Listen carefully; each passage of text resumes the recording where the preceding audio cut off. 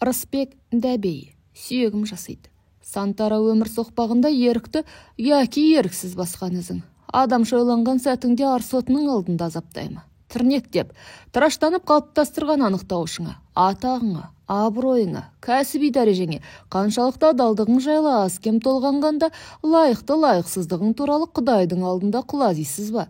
Осы сауалдарды өзіңе қойған сәтте адамша өмір сүрудің аса күрделі үлгісін көрсетіп кеткен алдыңғыларға айтар сөз де таппайсың. Тазы боп шалар түлкі.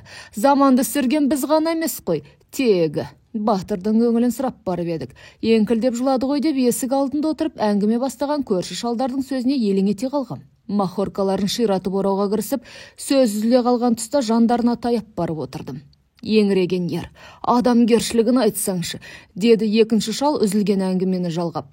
Махоркасын құшырлана сорып, түтінін будақтата үрлеген жодай қария қазық ұштап әңгімеге араласпай, шаруасымен отырған әкемізге бұрылып: Сөкең төсек тартып жатқалы біраз болды ғой. Мына кісі екеуміз көңілін сұрап шықтық. Батыр, хал жайыңыз қалай? Күйлі қуаттысыз ба деп хал ахуал сұрасқанымыз сол еді. Байғыз, мені батыр деп айтпаңдар. Сүйегім жасиды демесі бар ма? Бір айтқанын қайталап. Сақалын жас жуып қатты егілді. Әйтпесе қайратты кісі еді ғой. Ештеңенің мәнін түсінбей, мына екеуміз отырмыз деп жодай шал бір тоқтағанда әкем делең ете қалды. Көзіне жас алып, егілмек түгілі қандай қиыншылық көрсе де, қабағын бір шытпайтын Сөкеңнің ешкім атын атамайды. Сөкең дейтін. Мына қылығы әкемізге де жұмбақ болды. Орнынан тұрып үстіндегі ағаш жоңқаларын қағып сілкіп, екі қарияның қарсы алдына келіп отырды. Неге жылапты? Сөзді мардан шал іліп әкетті. Бұл кісінің батырлығын елдің бәрі біледі ғой. Талай үркін қорқынды басынан өткізді. Талай барымтаға барды. Сүйегін жастатын оқиға қалқадан, Өралтайдың ар жағы Моңғол жерін бір жақта солай атайтын.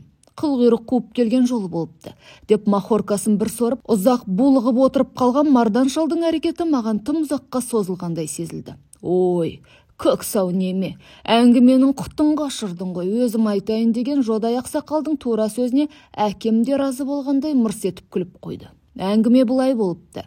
Қалқаның жерінен мал қуып келуге 5-6 жігіт аттанады. Ішінде осы Сөкең бар. Қалқа жеріне өткен соң дараны жалғыз жайлаған, неше жүз жылқысы бар жалғыз қалмақтың қонысын көреді. Малшы дейін десе, батыр тұлғалы. Қостан кіріп шыққанда ірілігі сонша артындағы қос көрінбейді. Батыр дейін десе, малшының бүкіл шаруасын өз атқарады. Жалшы секілді.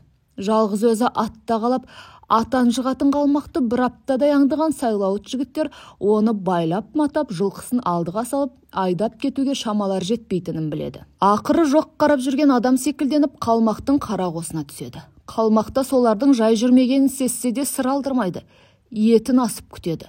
Мал жоғалтып едік деген сөзіне сенгенсің танытады.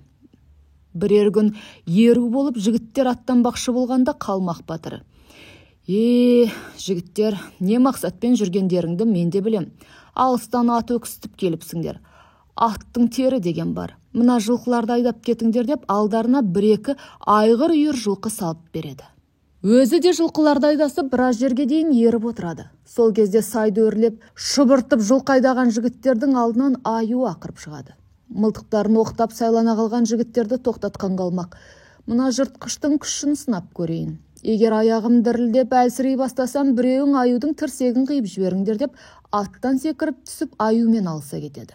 Сүт пісірім уақыт алысып дәрмені құрған қалмақтың аяғы дірілдей бастағанда Сөкең етік қонышынан кездігін суырып алып, жыртқыштың тірсегін қиып жібермекші болып ұмтылады. Жігіттердің мылтығының ұңғысы да тап сол тұста аюға емес Сөкеңнің кеудесіне кезеледі.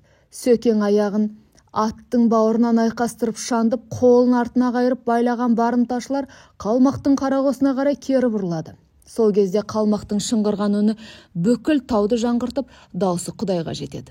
Қалмақтың қалған жылқыларын қайта барып, түгел алдына салып айдап қайтқан барымташылар аю алдарынан шыққан сайға келгенде, жыртқыштың адамды қолын қол, бұтын бұт қып әлде қашан алба жұлбасын шығарғанын көрсе де, аялдамастан алға тартады. Сөкеңнің құлағында сол қалмақ батырының шыңғырған даусы мәңгілікке қалып кетіпті. Батыр демеңдерші мен, сүйегім жасиды деп егіліп отырғанда сол үшін екен кәрі тарланның. Өкінішін өмір бойы арқалап, жанын жегідей жеген сырын о дүниеге арқалап кетпейін деп бізге сыбырлап айтып берді. күннен күнге хәлі құрып, әлдәрмені кетіп барады.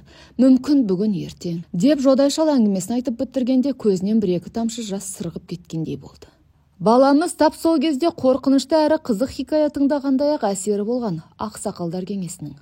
Қоғамға араласып түрлі жағдаяттар, құбылыстарға куә болған сайын сүйегі жасайтын қасиеттің аулын төңірегінен іздей бастайды екенсің. Өзін батыр демек түгілі, елдің қолпашын, өкінішін еске түсіретін ауыр сөз ретінде қабылдап, адам пендені жүректің көзімен таныған кешегінің парасатына таң қалмай көр.